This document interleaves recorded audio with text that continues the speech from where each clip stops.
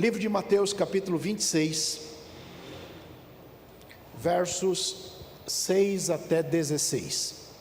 Livro de Mateus, capítulo 26, versos 6 até 16.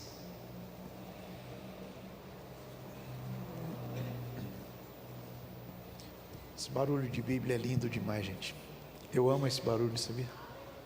Esse barulho é muito bom. Todos acharam? Tenham sempre, irmãos, o hábito de lerem a palavra de Deus, de se alimentarem dela, de se fortalecerem nela. E ao virem ao culto, procure trazer um bloquinho de anotação. Às vezes, pode ser, quem sabe, tem alguma coisa boa que você pode guardar. Mateus 26, verso 6 até o verso 16. Vamos lá? 1, 2, 3.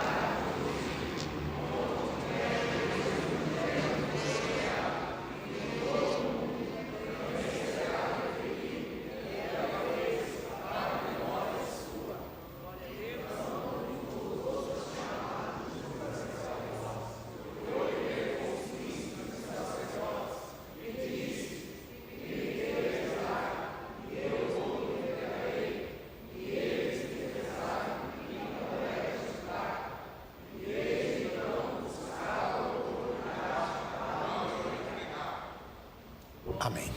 Podemos assentar-nos.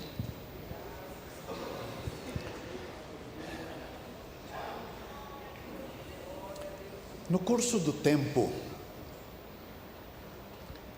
todos os seres humanos, de alguma forma, buscam retomar a sua posição no paraíso que foi perdido em razão do pecado.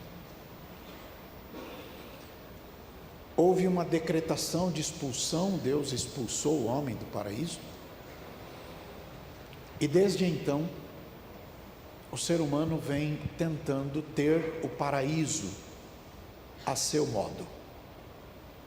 Daí então, a razão da criação dos variados sistemas de governança, de ideais políticos, sociais, etc. O objetivo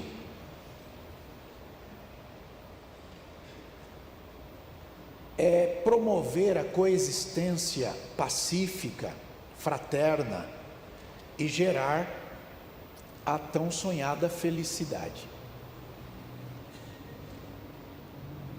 Mas não é possível. E não é possível porque o ser humano procura voltar àquela condição que tinham Adão e Eva antes da queda, pelos méritos ou pelas ideias próprias. E isto é impossível. É impossível porque Deus colocou uma espada flamejante que impede o caminho da árvore da vida. E isto tem uma razão, e a razão é misericórdia. Deus proibiu o homem voltar ao jardim por misericórdia. Por quê? Se o homem comesse da árvore da vida em pecado, viveria em pecado para sempre. Então, era necessário primeiro resolver o problema do pecado. Por isso que a árvore da vida só vai aparecer de novo no livro do Apocalipse. Quando está sendo mostrado tudo novo, a cidade santa tem o trono de Deus, do trono sai um rio, e nas margens do rio, de uma e de outra banda, está a árvore da vida, que serve para a saúde das nações. Então aquela árvore lá do livro do Gênesis só vai voltar em cena lá no final da Bíblia. Por quê? Porque só depois de ter tido a solução do pecado. Está claro aí, gente? Sim ou não? Sim. Ok. Aquela sentença lá do jardim é definitiva. Porém, Deus criou um caminho novo para que o homem que se arrependesse dos seus pecados e cresce na ação de Deus em favor da sua redenção, pudesse voltar ao Pai. E este caminho tem nome, e o nome é Jesus. Hebreus capítulo 10, versos 19 até 22, Hebreus capítulo 10, versos 19 até 22 diz: tendo, pois, irmãos, ousadia para entrar no santuário pelo sangue de Jesus. Então, para entrar no santuário, só pelo sangue de Jesus, pelo novo e vivo caminho que Ele nos consagrou, pelo véu, isto é, pela sua carne, na carne de Jesus. E tendo um grande sacerdote sobre a casa de Deus, cheguemo-nos com, e aí vejam, número 1, verdadeiro coração. Número 2, em inteira certeza de fé. Número 3, tendo o coração purificado da má consciência. Número 4, e o corpo lavado com água limpa. Então, o caminho é Jesus, só Jesus, não há outro, não há alternativa, não tem plano B, só Jesus é o caminho. É também a verdade e é também a vida. E para andar nele, 4 requisitos. Não dá para andar em Jesus com falsidade. Tem que ser com o coração verdadeiro. Entenderam bem? Segunda coisa, não dá para andar no caminho sem fé. Aliás, Hebreus 11, acho que verso 6 diz que sem fé é impossível agradar a Deus. Sem fé é impossível, não dá, não tem como agradar a Deus. Então ele vai mais além. Primeiro, coração verdadeiro. Segundo, inteira certeza de fé. Terceiro, coração purificado da má consciência.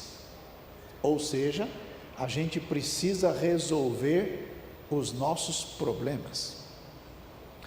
Uma vez Jesus falou: se você for trazer uma oferta, e no momento que trouxer a oferta, você se lembrar que tem alguma questão com alguém, Jesus disse: deixa a tua oferta ali, vai lá, reconcilia-te primeiro, e depois volta e entrega a tua oferta. porque senão não tem valor para Deus. Então, coração purificado da má consciência. Lesou alguém? Vai se corrigir. Mentiu? Vai se corrigir, fala a verdade. Andou, deu um mau testemunho ou falso testemunho? Corrija. Purifique da má consciência.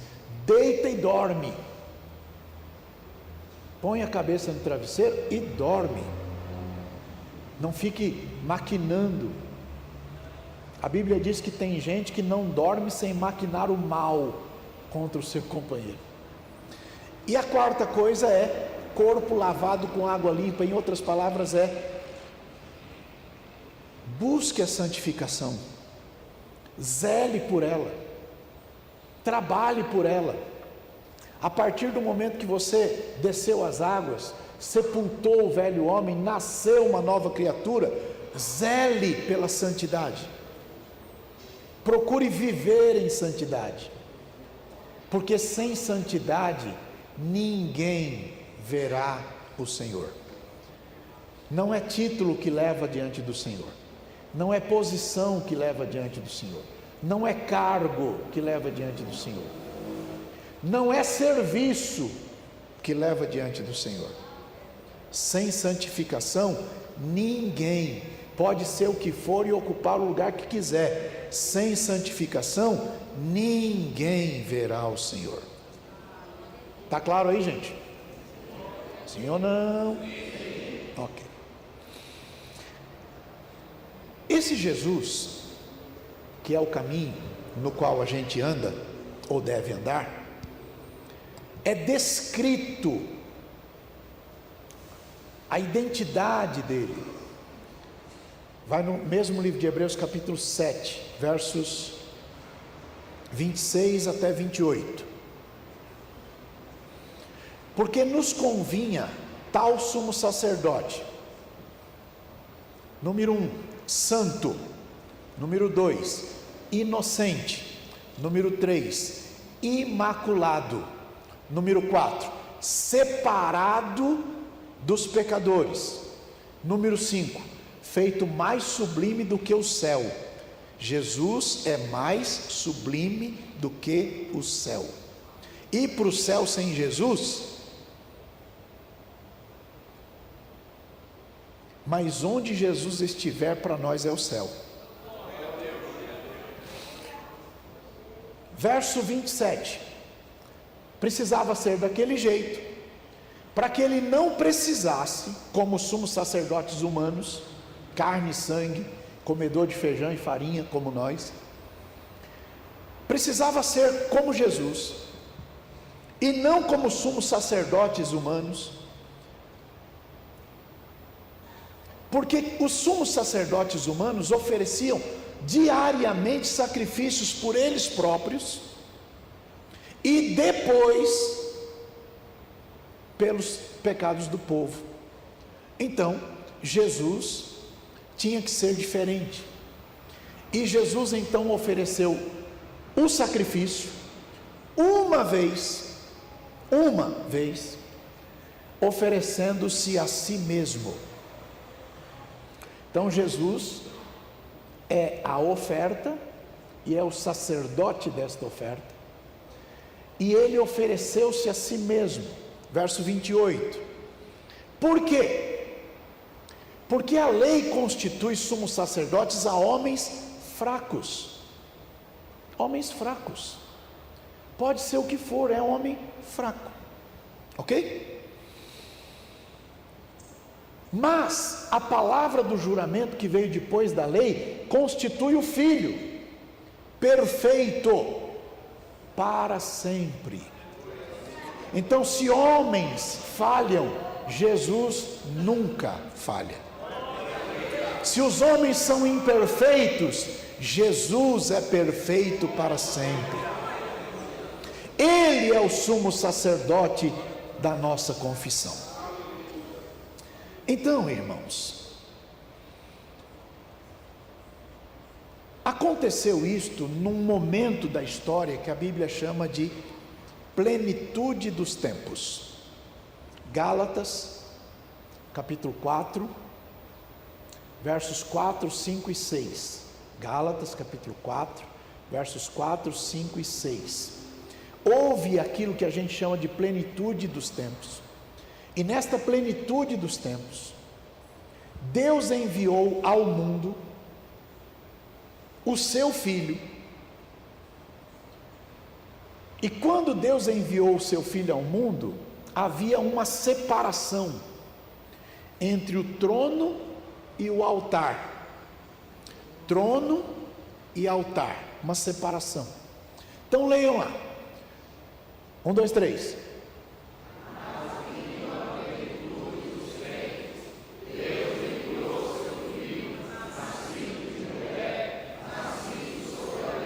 Para só um pouquinho.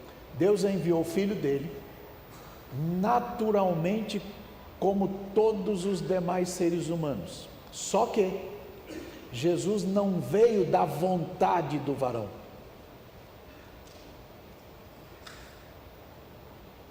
A virtude do Espírito Santo plantou no ventre de Maria o Verbo eterno de Deus, e ele veio a nascer. Volta lá onde nós estávamos. Vindo a plenitude dos tempos, Deus enviou seu Filho ao mundo, nascido de mulher, nascido sob a lei. Verso 5. Para quê? Por que é que foi que Deus mandou o Filho dele? Para quê? Leiam.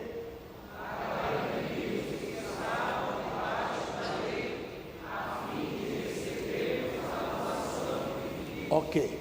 Então Deus tinha um único filho, que a Bíblia chama de unigênito, e então a partir da vinda de Jesus abriu um caminho para que os demais seres humanos, todos caídos a partir de Adão, pudessem regressar a Ele, ao Pai, ao Criador, sendo filho dele de novo, porque perdeu esta condição. Paulo escreve: porque todos pecaram e destituídos estão da glória de Deus. A destituição tirou o direito, mas a ação de Jesus possibilitou que nós fôssemos adotados. Por isso, a partir da morte e ressurreição de Jesus, ele é chamado na Bíblia de primogênito entre muitos irmãos.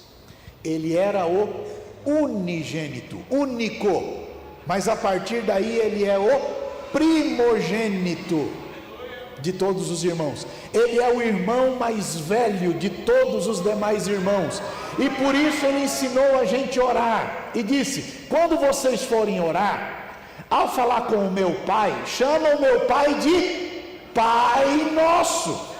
Por quê? Porque a ação de Jesus possibilitou que nós fôssemos adotados. João capítulo 1, verso 11, verso 12. Veio para o que era seu, mas os seus não o receberam.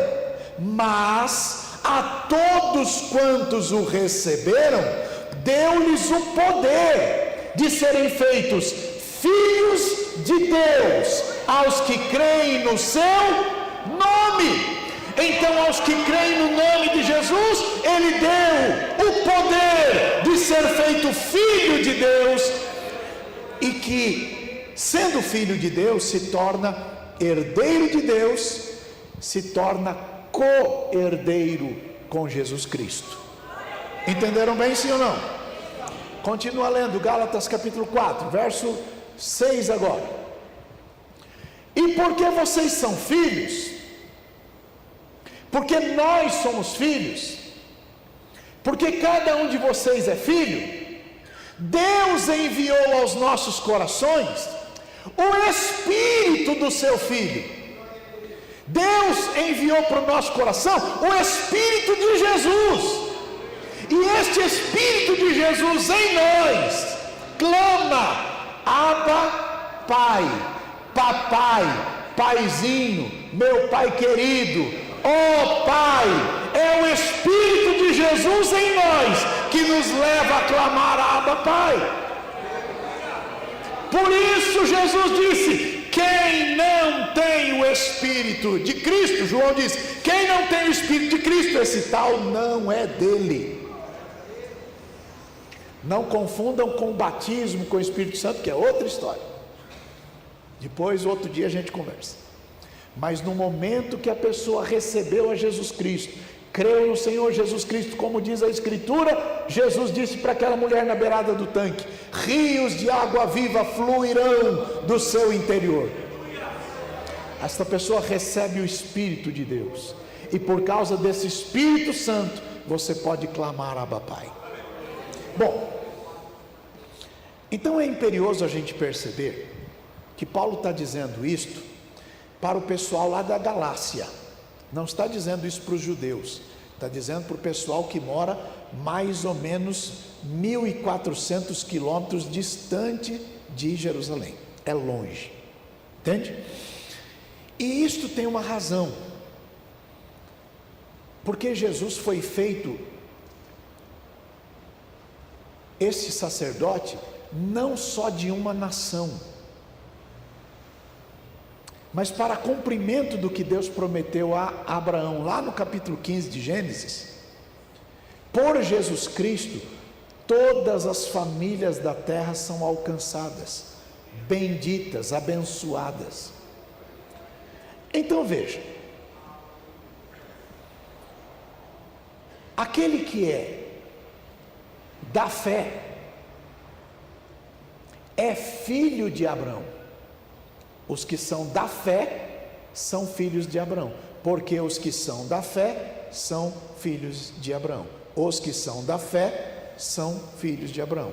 Os que são da fé são filhos de Abraão. Entende? Então, se os que são da fé são filhos de Abraão, significa dizer que não é apenas de um povo, de uma nação, mas todas as pessoas que são da fé são filhos de Abraão. E porque são filhos de Abraão, são herdeiros daquela promessa feita a Abraão. E aquela promessa feita a Abraão só chega a nós por causa do descendente. E este descendente singular é Jesus. Portanto, quem está em Jesus é herdeiro da bênção de Abraão. Quem não está em Jesus não é. Entenderam bem, sim ou não? Ok. Voltem lá.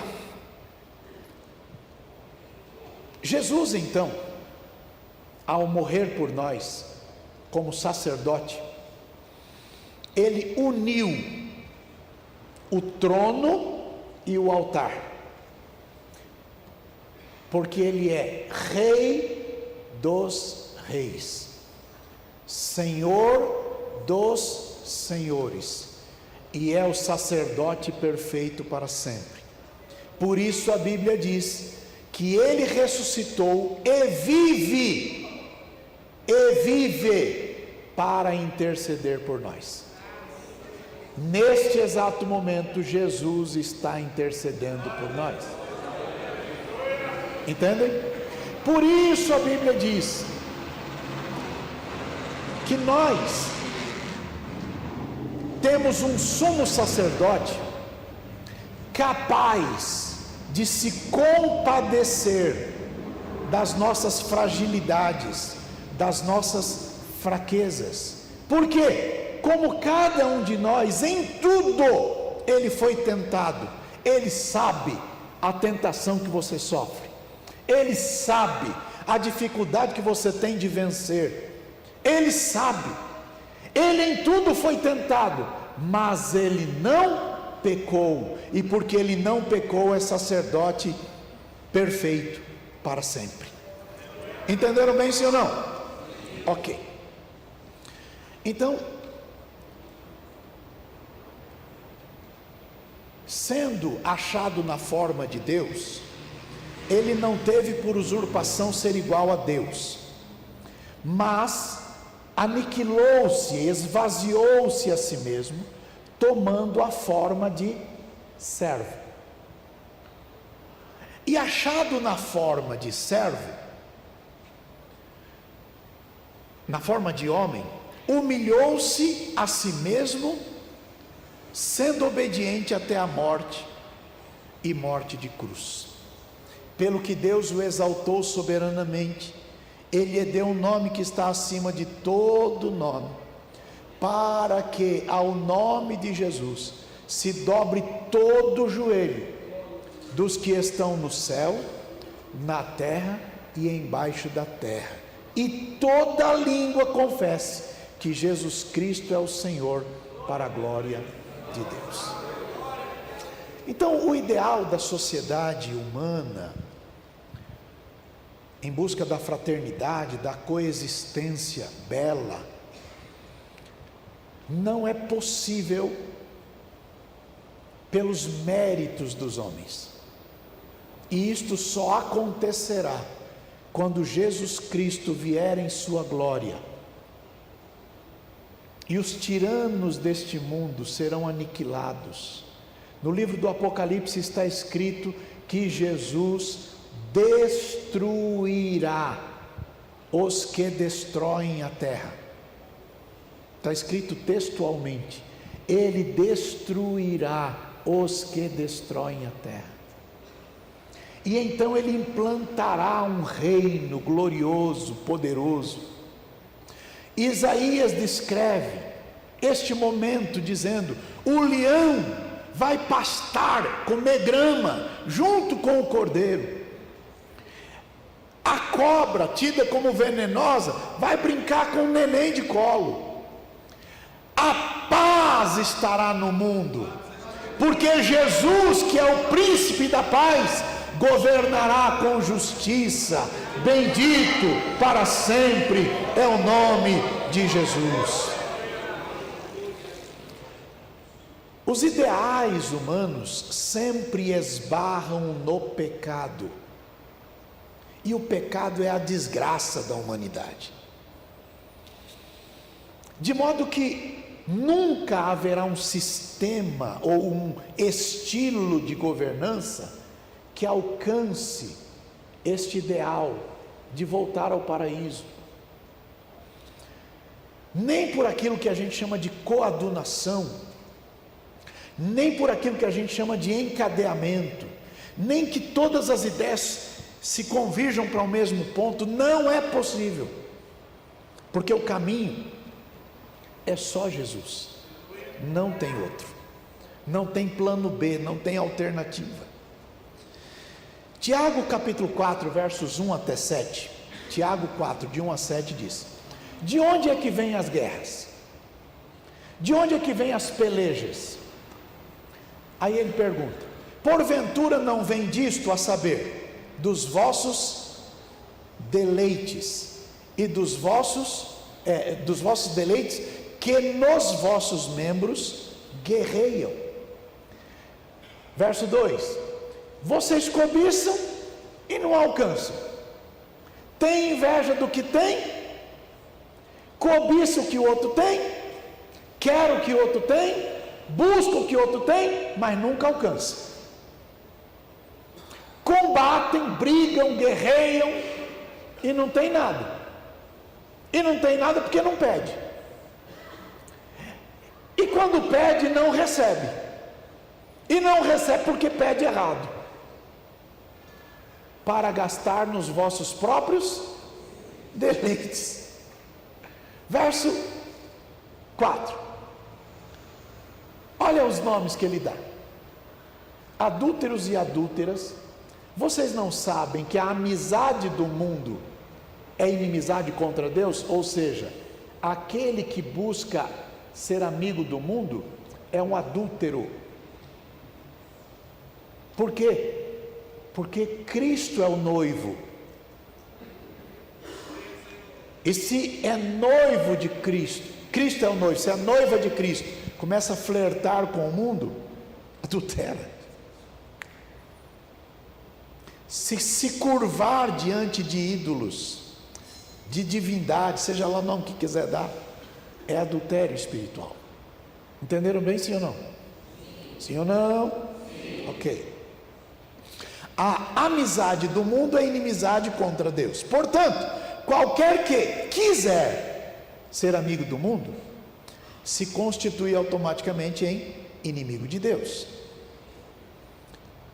Ou vocês cuidam que em vão diz a Escritura, o Espírito que em vós habita, que em nós habita, tem ciúmes. Que Espírito que habita em nós?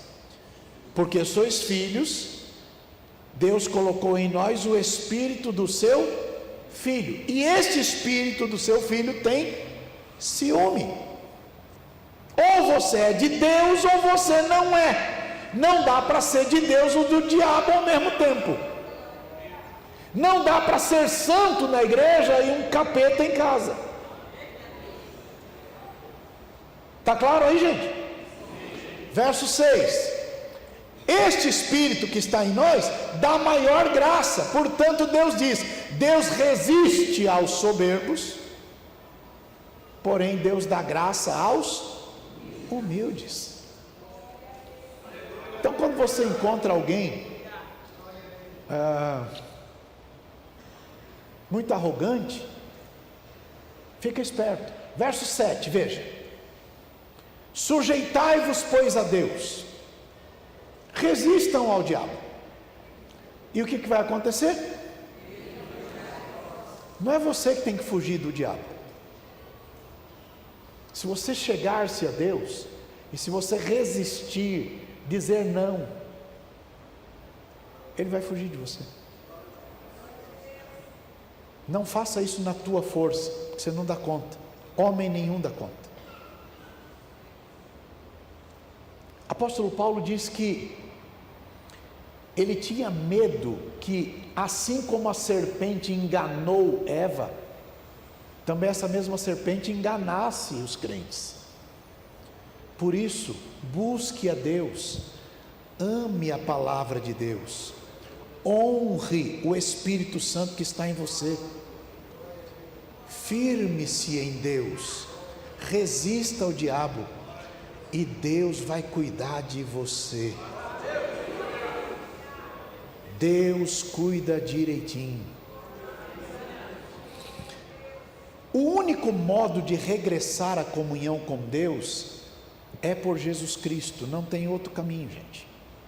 E entramos neste caminho com o primeiro passo, que a Bíblia chama de arrependimento.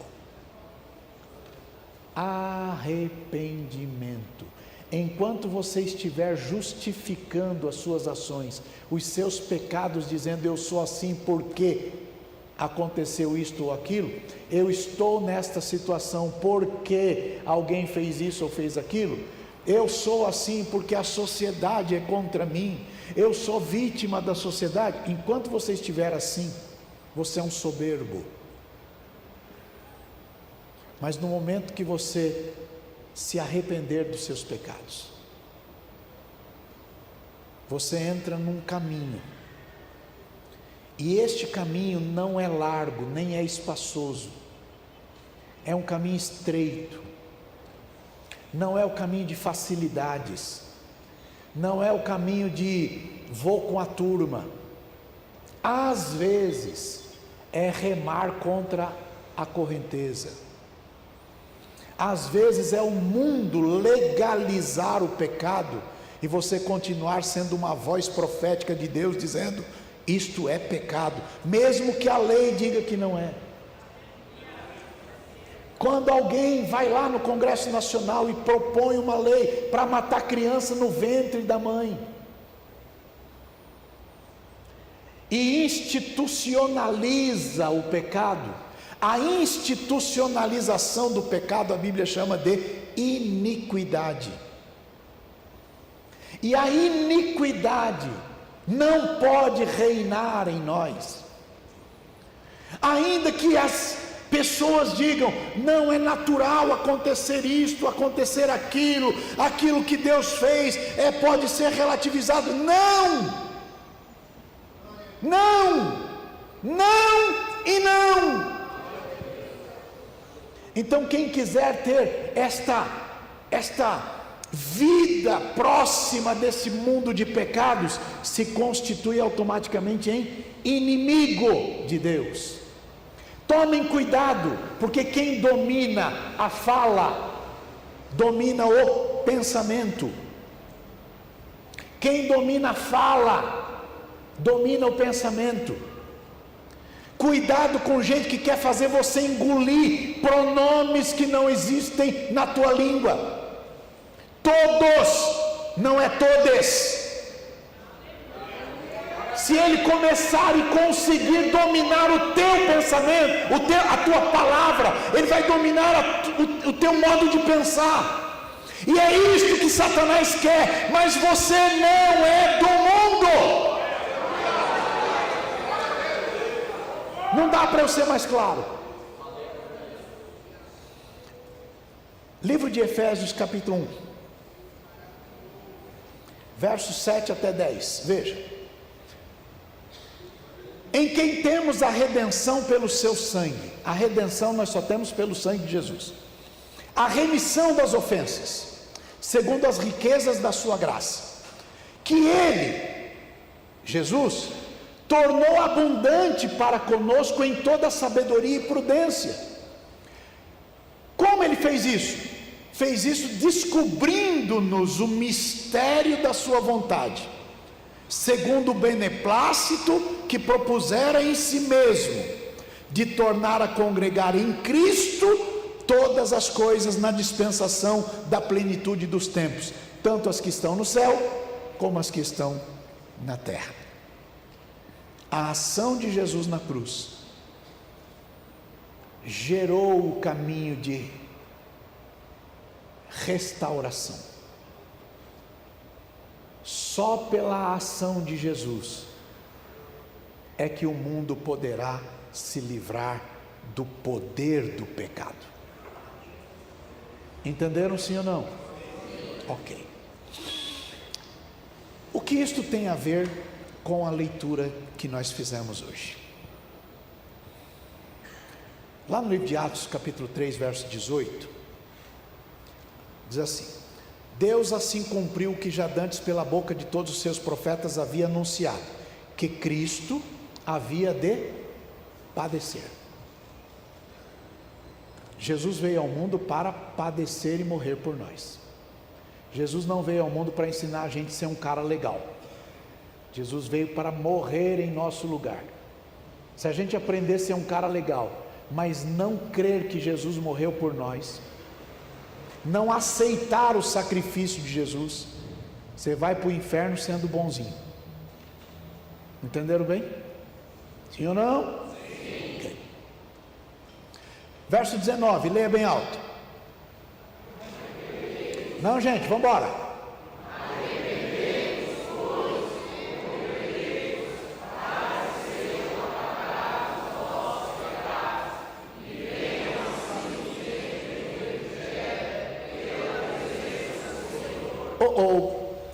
Arrependimento e conversão, para que sejam apagados os vossos pecados.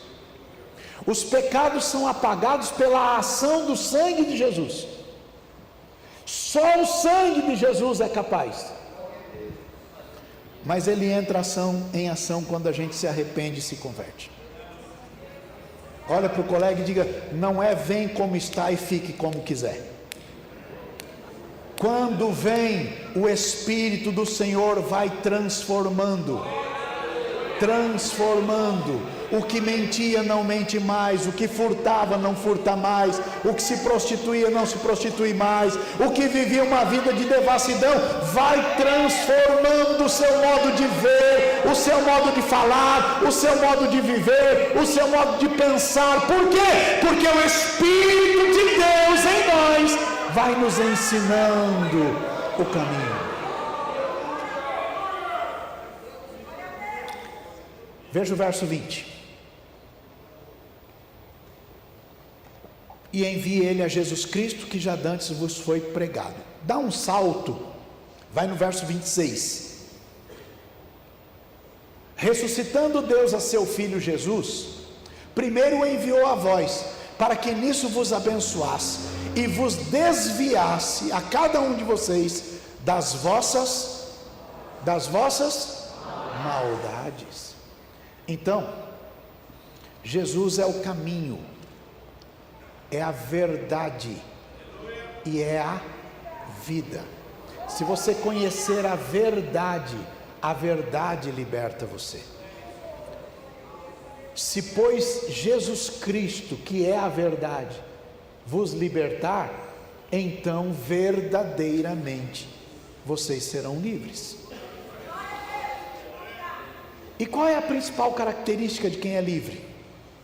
Diga, quem é livre tem autoridade de dizer não.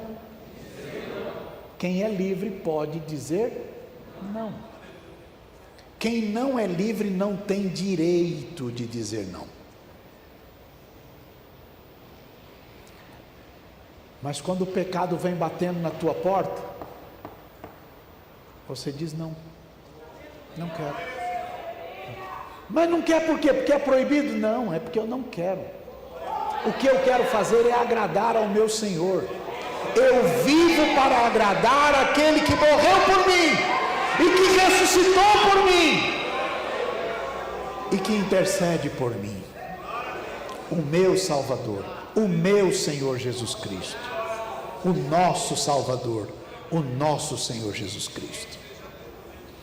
Então, quem crê em Jesus e decide-se por seguir a Jesus, vai ter luz na sua vida.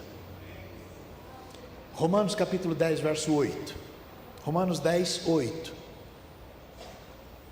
Mas que diz: a palavra está junto de ti, na tua boca e no teu coração. Esta é a palavra da fé que pregamos. Verso 9. Que palavra da fé é esta? Que coisa ele está falando? Bom, a palavra da fé é esta aí: se com a tua boca você confessar ao Senhor Jesus e no teu coração você crer que Deus o ressuscitou dos mortos, você será? Você será? Será o que, gente? Salvo. Verso 10: visto que com o coração se crê para a justiça e com a boca se faz confissão para a... Por isso Jesus falou: se você me confessar diante dos homens, eu confesso o teu nome diante do meu Pai e dos anjos dele. Mas se você me negar diante dos homens, eu também vou negar você diante do meu Pai. Veja o verso 11. Porque a Escritura diz: todo aquele que nele crer não será... Você não vai viver confuso, porque você estará no caminho. Lembra que o caminho é estreito, então você não tem muita manobra, é só para frente. Abraça o vizinho aí e diga: entendeu agora?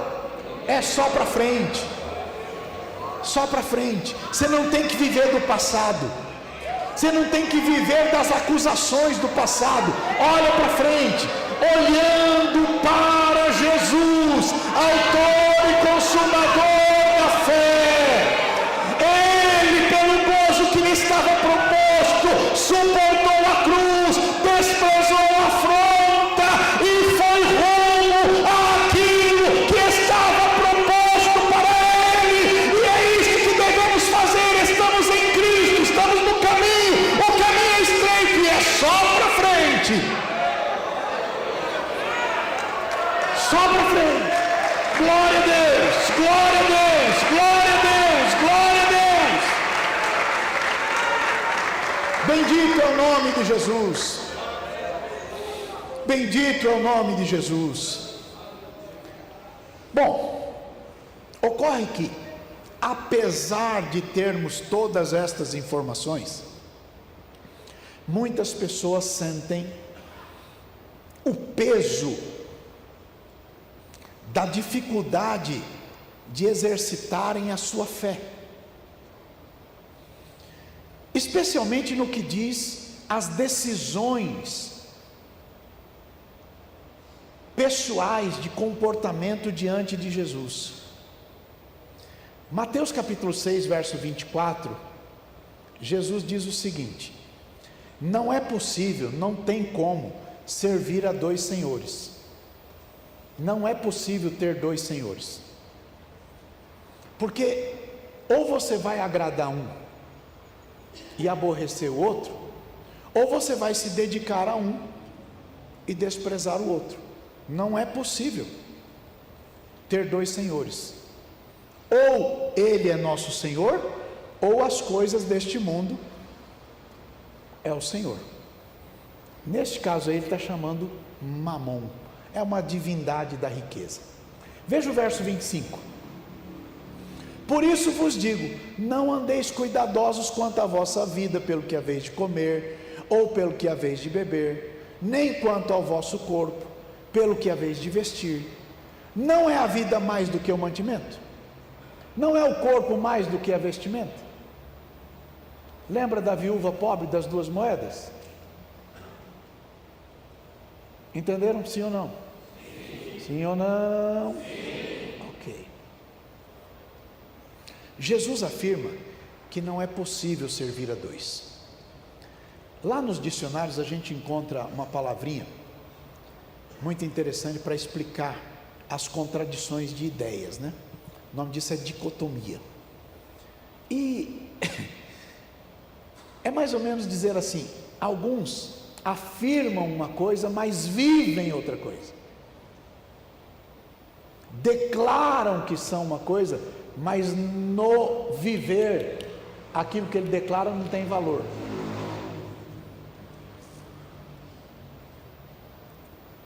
Vive uma vida de aparências, de máscaras. Entendem? Tem gente que fala língua estranha para que o outro perceba que ele é cheio do Espírito Santo, mas na verdade ele inventou aquela língua ali só para mostrar para o outro que é alguma coisa. É pecado, infeliz.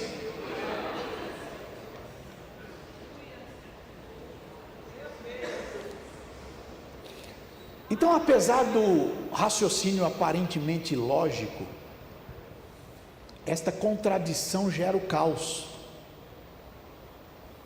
porque a pessoa vai viver dividida entre coisas que nunca vão se conciliar.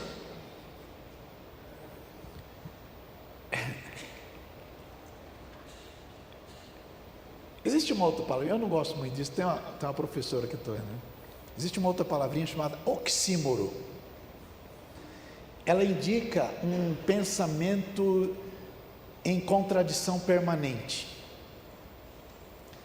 E esta contradição permanente na mente vai aprisionando a pessoa.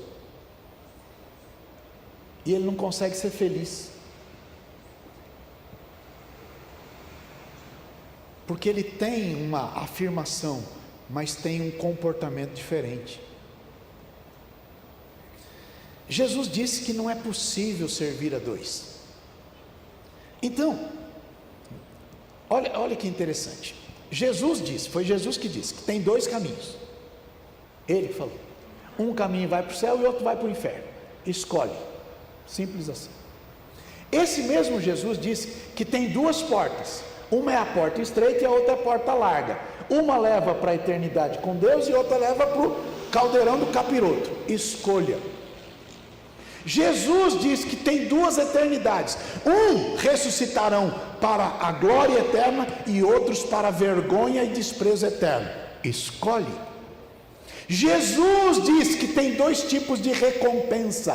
Todos compareceremos diante do tribunal de Cristo, disse Paulo, para que cada um receba o que tiver feito por meio do corpo, ou bem ou mal. Escolhe. Nós não podemos ficar divididos.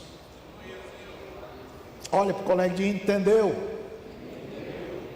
A gente precisa então, a partir disso, pensar em como é que estão as nossas convicções de fé. E é disto que o texto que a gente leu hoje trata. Voltem lá no texto de hoje.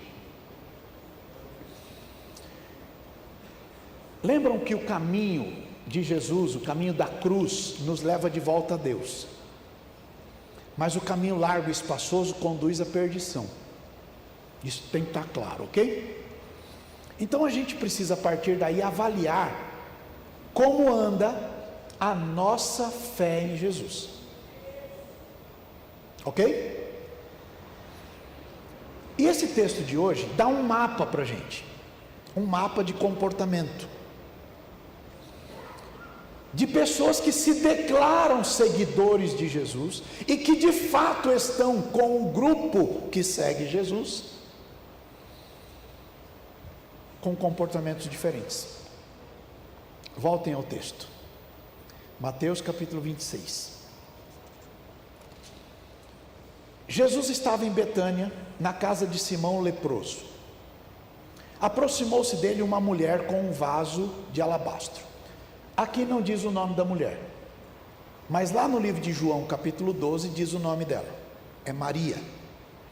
Esta mulher chegou com um vaso de alabastro, com um unguento de grande valor, e o derramou sobre a cabeça de Jesus, quando ele, Jesus, estava sentado à mesa.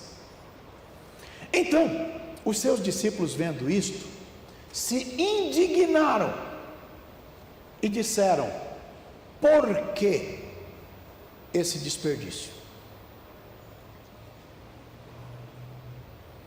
O livro de Marcos identifica quem começou esta conversa.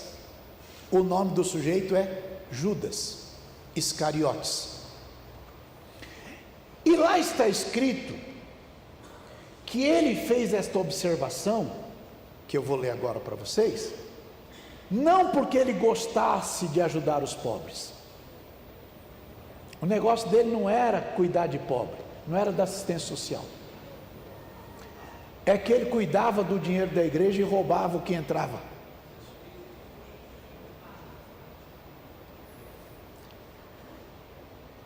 Olha lá, este unguento podia se vender por grande preço e dar o dinheiro aos pobres. Verso 10. Jesus, porém, conhecendo isso, disse: por que vocês estão afligindo esta mulher? Ela praticou uma boa ação para comigo. Porquanto vocês sempre têm aí perto de vocês os pobres, mas a mim vocês não têm para sempre. Ora, derramando ela, volta no verso 11, mas a mim não haveis de ter para sempre. Verso 10, 11, desculpa. Isso, 12 agora. Ora, derramando ela este unguento sobre o meu corpo, fê-lo preparando-me para o meu sepultamento. Jesus está dizendo: eu vou levar comigo esta oferta dela. Entenderam bem? Oferta que vale é aquela que Jesus leva com ele.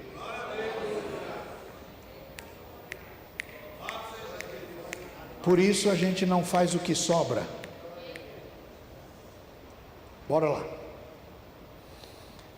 Continua lendo. Verso 13. Em verdade vos digo que onde quer que este evangelho for pregado em todo o mundo, também será referido o que ela fez para a sua memória. E eu estou aqui falando 2000 anos depois, em São Mateus. Verso 14. Então um dos 12, o Judas Iscariotes, foi ter com Jesus. E ao ir falar com os sacerdotes, com os príncipes dos sacerdotes, o Judas fez uma pergunta, verso 15: o que vocês querem me dar? E eu vou entregar Jesus para vocês. E eles então disseram: a gente vai te dar 30 moedas. Por que esses números são importantes? Vai lá no livro de Marcos capítulo 14. Marcos 14. O verso 3. Verso 5, desculpa. Leia.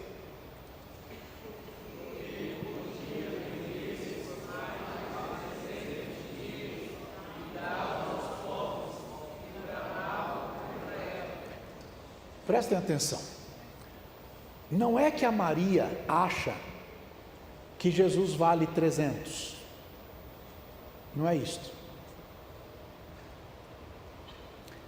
É que o texto lá de Mateus diz que ela fez o que podia. Só que enquanto um faz por Jesus o que pode, o outro vende Jesus por 10% disso.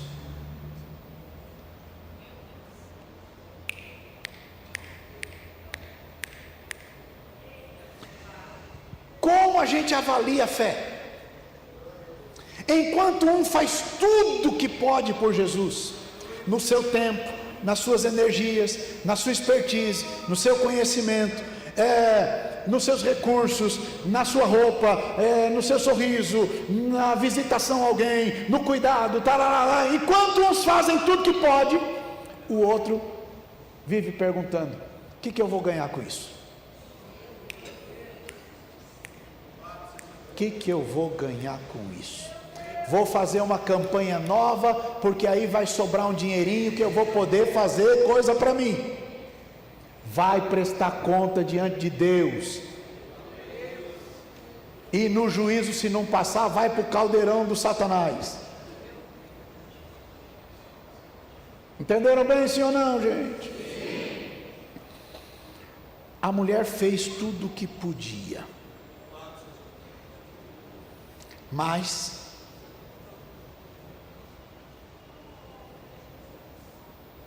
ele não. Vai lá de novo, Marcos capítulo 14. Olha como está escrito, Marcos 14.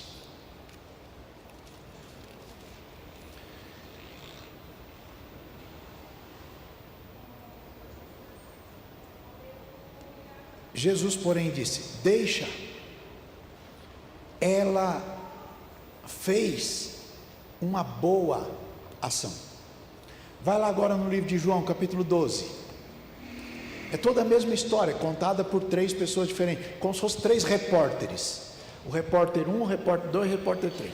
Cada um está vendo um ângulo, uma coisa, e aí, por isso que nos evangelhos tem às vezes aquilo que a gente chama de sinótico. 3 deles relatam o mesmo feito com detalhes. Capítulo 12. Olha como está posto. Jesus foi 6 dias depois da Páscoa em Betânia, onde estava Lázaro, o que falecera, e a quem ressuscitara dos mortos. Fizeram-lhe ali uma ceia. Marta servia, Lázaro é um dos que estavam com ele à mesa. Lázaro é aquele que ele ressuscitou. Então a Maria, aqui está o nome daquela mulher, tomando um arratel de unguento de nardo puro de muito preço, ungiu os pés de Jesus, enxugou-lhe com os seus cabelos e encheu-se a casa daquele cheiro. Então um dos seus discípulos, chamado Judas Iscariotes, filho de Simão, o que havia de traí-lo, disse: por que não se vendeu este unguento por 300 dinheiros e não se deu aos pobres? Ora, ele disse isto não pelo cuidado que tivesse dos pobres, mas porque ele era e mexia lá no dinheiro que a turma dava de oferta. Quando você encontra muita gente criticando, por que não faz isso, não faz aquilo, procura saber como que é esta pessoa, especialmente no momento de servir ao Senhor. Porque uns olham para a igreja e dizem: como é que eu posso servir esta igreja? Como que eu posso servir? É o caso da mulher. Outros olham para a igreja e dizem: o que eu posso tirar desta igreja? O que eu posso ganhar daí? Se eu fizer tal coisa, o que eu ganho com isto? E quem tem este comportamento é o traidor. Entenderam bem, gente? Por isso a gente precisa avaliar a nossa fé. Então, na mesma sequência que a mulher faz isto, na mesmíssima sequência, a mulher entrega um nardo puro que vale 300 denários, 300 dias de trabalho. 300 dias de trabalho é muita coisa, gente. Quanto custa um dia de um bom pedreiro? Bom pedreiro? Hã? Quem é pedreiro aí? Levanta a mão. Vamos lá.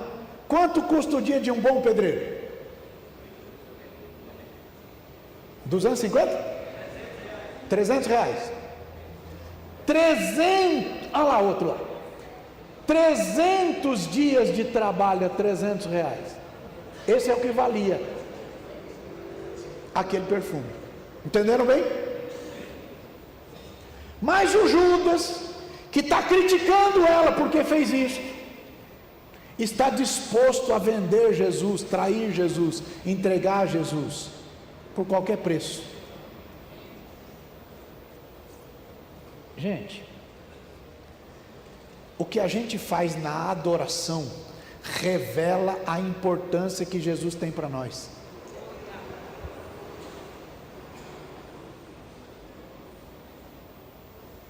A verdade é que todos precisam pensar nisso. Se a gente imaginar um mercado de troca, a gente percebe que, embora muitos não admitam abertamente, Jesus é mais valioso para uns do que para outros.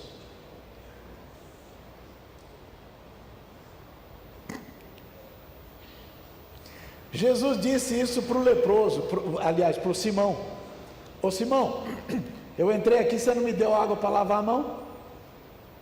Ela está lavando o meu pé com uma lágrima. Eu entrei aqui, você não me deu um beijo? Ela está beijando o meu pé. Você não me deu uma toalhinha? Ela está enxugando o meu pé com o cabelo dela. Aí ele olhou para ela e disse: mulher, perdoados te são os teus pecados. Olhou para o Simão e disse: aquele que é mais perdoado, ama mais.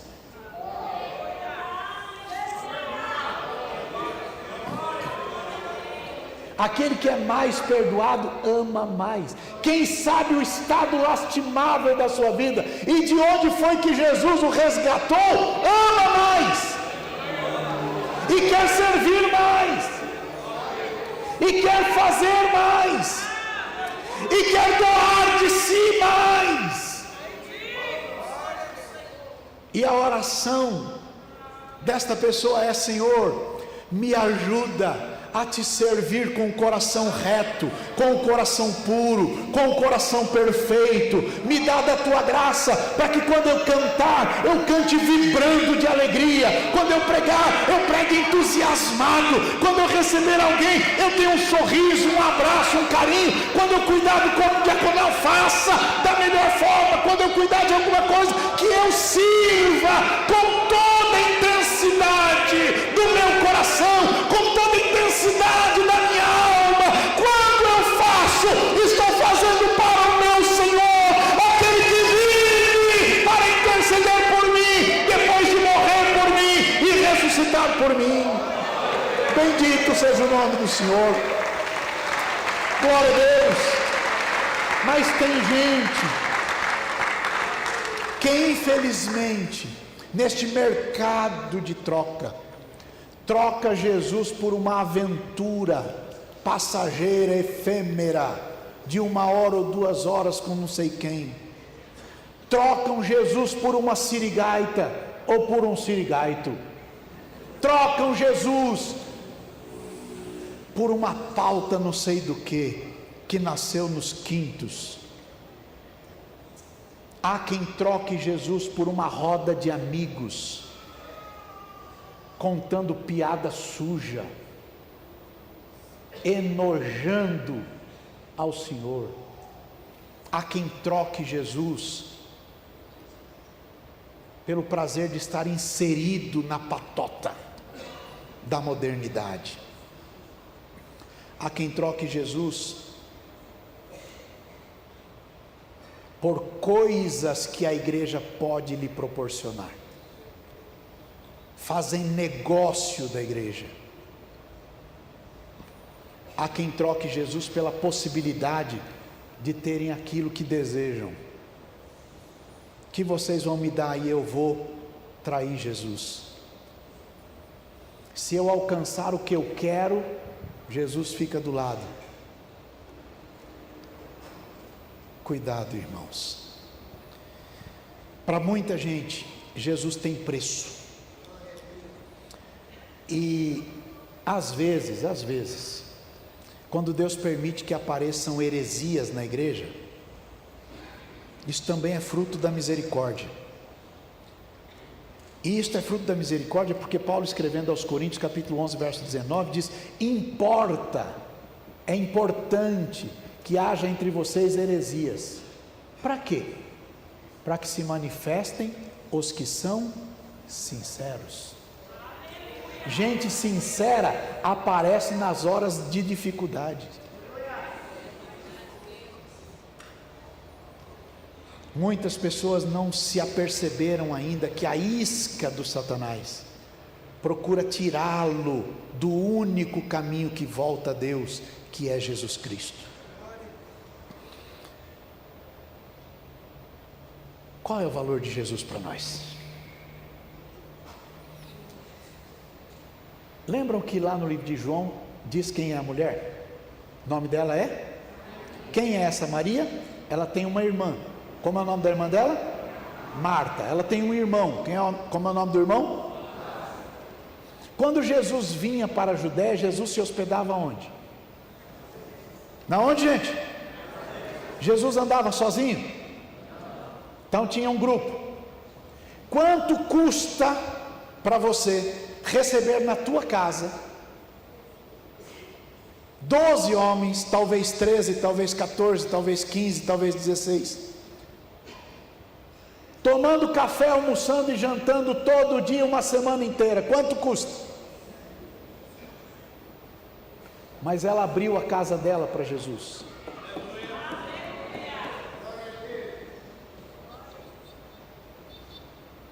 O assunto não é os 300 denários do perfume, gente. É o coração de quem serve. É a forma que nós agimos diante do Senhor. Um dia ele vai dizer para o bodinho: chispa, show, vai, vaza.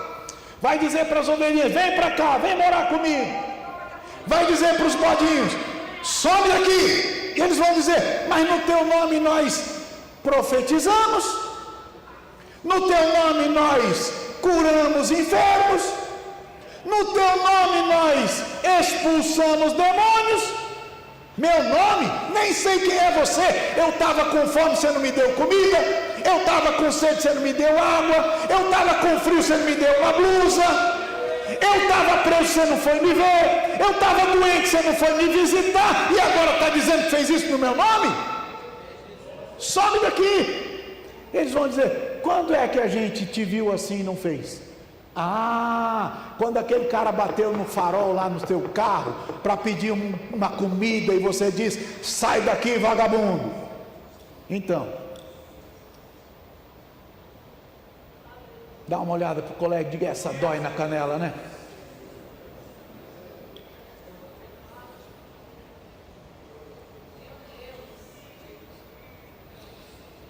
Consegue distinguir a diferença do coração da mulher e o coração do Judas? Um está pensando: o que eu ganho com isso? E o outro está dizendo: como é que eu posso servir? Judas se beneficia pessoalmente, alcançando aquelas 30 moedas, mas não ficou nas 30, gente. Ele era ladrão e roubava o que entrava lá. É um tipo de comportamento, é um coração viciado, é gente que veste uma máscara de ovelha, mas continua sendo lobo.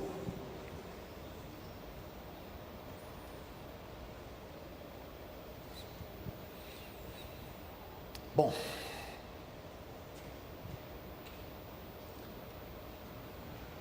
todos precisam decidir em que quadro a gente se encaixa. Ou neste quadro desta mulher que faz tudo o que pode para servir, ou no quadro do Judas que tudo o que faz pensa: o que eu ganho com isso? A gente precisa escolher em que barco vai ficar. A gente precisa escolher se vai fazer tudo que a gente pode pelo reino de Deus, ou vai trair Jesus por qualquer porcaria.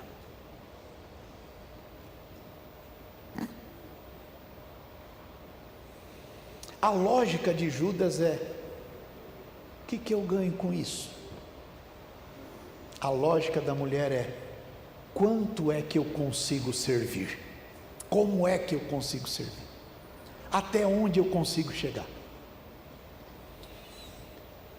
Segunda coisa para a gente pensar. A primeira coisa é: o que a gente faz na adoração revela a importância que Jesus tem para nós. A segunda coisa é: a corrupção é fundamentada no preço. Até onde a gente está disposto a ir por Jesus? Jesus disse assim: qualquer um que quiser vir a mim, ou vir após mim, e não aborrecer pai, mãe, mulher, filho, negócios e até a própria vida, não pode ser meu discípulo. Até onde a gente está disposto a ir? É importante porque o compromisso com Jesus tendo limite, revela que o nosso coração não é inteiro dele. Tem uma história na implantação do comunismo na Romênia. Os crentes faziam culto escondido, que era proibido, morria. No comunismo, para quem não sabe, o Deus é o Estado, vira o pai dos pobres. Então, apareceram 4 soldados numa garagem onde estava o culto, armados, e disseram: vamos dar uma chance, quem quiser sair, pode sair, os que ficarem serão fuzilados. A maioria saiu. Eles disseram: segunda chance, quem quiser sair, pode sair, os outros serão fuzilados. Saiu mais um grupo. Então aquele grupo que ficou começou a orar a Deus, e os soldados colocaram as armas no chão, abraçaram eles e disseram: então agora a gente quer ficar com vocês, porque a gente não quer ficar com gente falsa.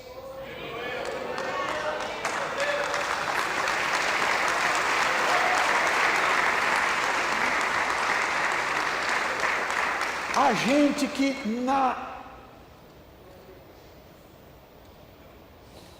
em alguns momentos dão show da fé, em outros momentos dão escândalos da fé.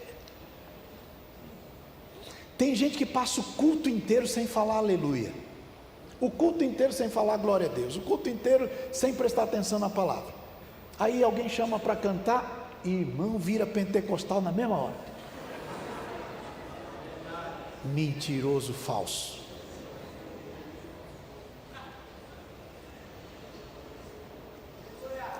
Tomem cuidado, irmãos. Pelo fruto a gente conhece as árvores. Há quem ache que servir a Deus de qualquer jeito é suficiente. Final das contas, o que eu ganho com isso? Há quem tenha disposição de servir numa escala, desde que seja tranquila, não tenha problemas. Se tiver, não quero. Às vezes numa escala de crianças, do corpo diaconal, nos estacionamentos, na recepção, no púlpito, na música, qualquer área da igreja, no som. Há quem esteja disposto a servir o reino de Deus, desde que não lhe comprometa muito. Há quem esteja disposto a investir seus recursos no reino de Deus, desde que seja aquilo que sobra.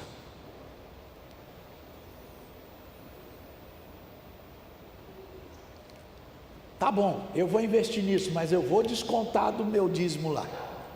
Então,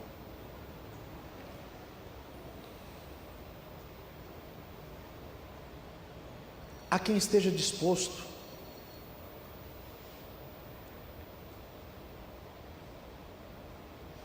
a fazer as coisas a seu modo, a seu tempo e ao seu jeito.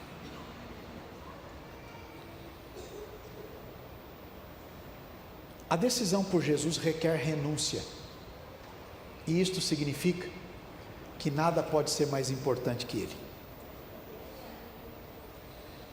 Judas estava disposto a ganhar por entregar Jesus, e a mulher estava disposta a servir Jesus com tudo que tinha. O texto revela que Judas era bom de conta.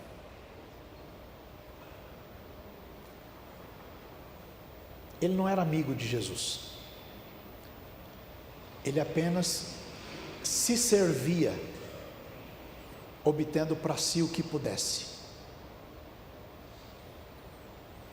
A Bíblia Sagrada mostra que essas mesmas mulheres e outras foram ao sepulcro, e elas foram ao sepulcro para derramarem um bálsamo no corpo de Jesus, igualmente valioso.